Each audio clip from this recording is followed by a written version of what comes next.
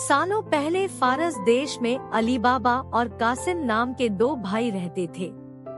पिता की मृत्यु के बाद से दोनों भाई मिलकर अपने पिता का व्यापार संभालते थे। बड़ा भाई कासिम बहुत लालची था। उसने धोखे से पूरा व्यापार हथिया कर अली बाबा को घर से निकाल दिया। इसके बाद अली बाबा किसी बस्ती में जाकर अपनी पत्नी के साथ झोपड़ी में गरीबी की जिंदगी व्यतीत करने लगा। वह रोजाना जंगल जाकर लकड़ियां काट कर लाता और बाजार में उन्हें बेचकर जैसे कैसे घर का गुजारा चलाता था। एक दिन अली बाबा ने जंगल में लकड़ी काटते समय 40 घुड़सवार को वहां आते हुए देखा।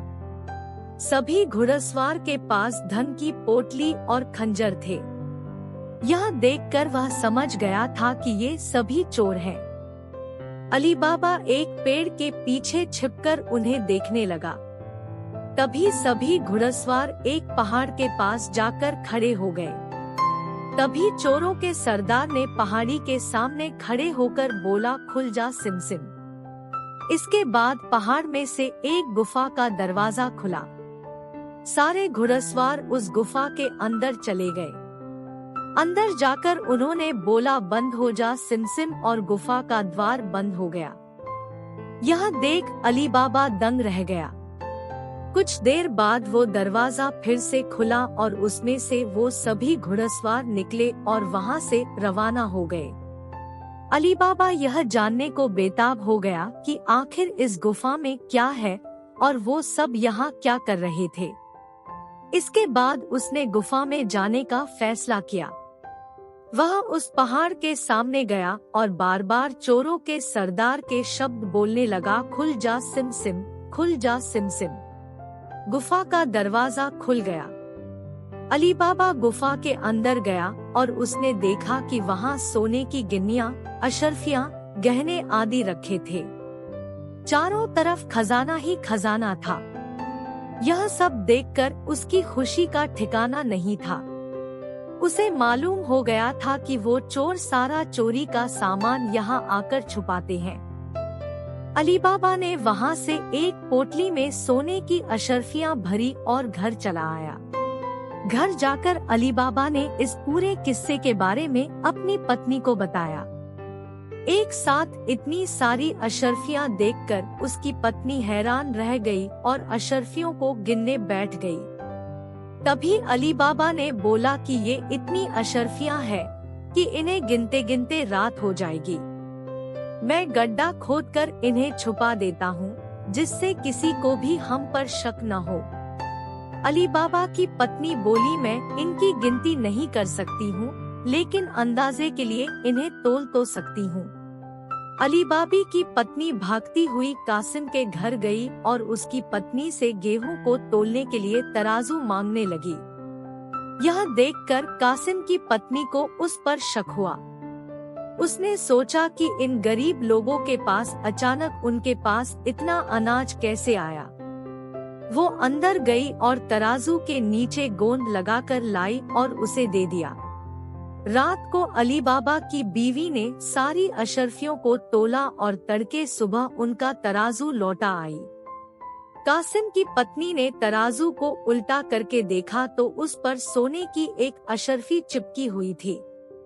उसने यह बात अपने पति को बताई। कासिम और उसकी पत्नी यह जानकर जल भुन गए। दोनों को रात भर नींद नहीं आई। सुबह होते ही कासिम अली बाबा के घर गया और उससे धन का स्रोत पूछने लगा।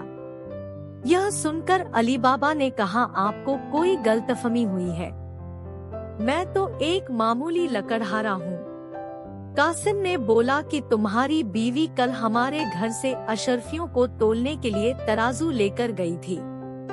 ये देखो, ये अशर्फी तराजू पर चिपकी मिली है। सब सच बताओ, नहीं तो मैं सबको बता दूंगा कि तुमने चोरी की है। यह सुनकर अली बाबा ने सच सच सारी कहानी बता दी। कासिम के मन में लालच आ गया।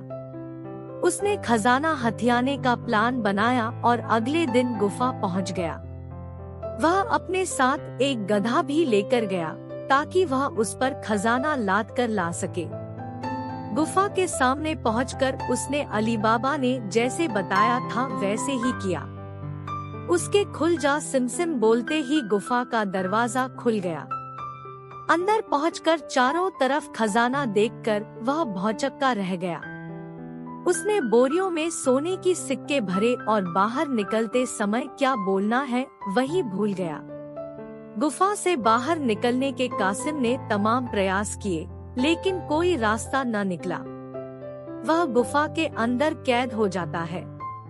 कुछ देर बाद जब चोरों का गिरोह वहां पहुंचा, तो उन्होंने देखा कि बाहर एक गधा बंधा है। वे समझ जाते हैं कि यहाँ कोई आया है। चोर अंदर जाते हैं और कासिम को ढूंढकर मार देते हैं। इधर जब कासिम घर नहीं पहुंचता तो उसकी पत्नी परेशान हो जाती है और अली बाबा के घर जाकर बड़े भाई को ढूंढकर लाने के लिए बोलती है।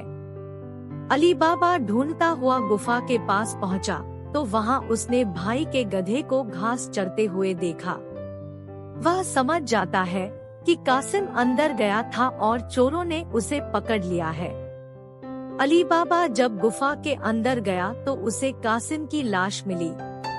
अली बाबा लाश को घर लाता है और बिना किसी को बताए प्राकृतिक मौत घोषित करके उसका अंतिम संस्कार कर देता है। कासिम की पत्नी के कहने पर अली बाबा और उसकी पत्नी कासिम का व्यापार संभालने लगते हैं और उसके साथ रहने लगते हैं। वहीं जब चोर गुफा में आते हैं और कासिम की लाश नहीं देखते तो समझ जाते हैं कि खजाने का राज किसी और को भी पता है। वह गांव में जाकर पता लगाते हैं कि कुछ दिनों में किसके घर में मौत हुई है। चोरों को अली बाबा का घर मिल जाता है। चोर ने उसके घर के बाहर क्रॉस का निशान लगा दिया, जिससे रात के समय उन्हें उसका घर समझने में आसानी हो। वहीं अली बाबा ने जब अपने घर के बाहर क्रॉस का निशान देखा तो वह समझ गया कि चोरों ने घर का पता लगा लिया है। उसने वैसा ही निशान सबके घर के बाहर लगा दिया। रात में जब चोर आए तो सबके घर पर वैसा निशान बना देखकर दुविधा में पड़ गए और वापस चले गए। चोरों का सरदार चुप चुप बैठने वालों में से नहीं था। उसने उस मोहल्ले में अपने आदमी को भेजकर यह पता लगवाया कि हाल फिलहाल में कौन शख्स वहां अमीर हुआ है। इससे उसे अली बाबा के बारे में पता चला। उसने उसका घर अच्छे से पहचाना और रात के समय में तेल व्यापारी बनकर उसके घर पहुंचा। वह अपने साथ तेल के 40 पीपों को लेकर गया, जिसमें 39 में चोर और एक पीपा में तेल था। उसने सोचा कि रात में जब सब सो जाएंगे तो वो सब मिलकर अली बाबा को मार देंगे। उसने अली बाबा से दोस्ती की और रात को उसके घर पर ठहरने की इजाजत मांगी। अली बाबा ने उसको खाना खिलाया और रात को रुकने की इजाजत दे दी। अली बाबा की पत्नी को तेल के व्यापारी पर शक हुआ।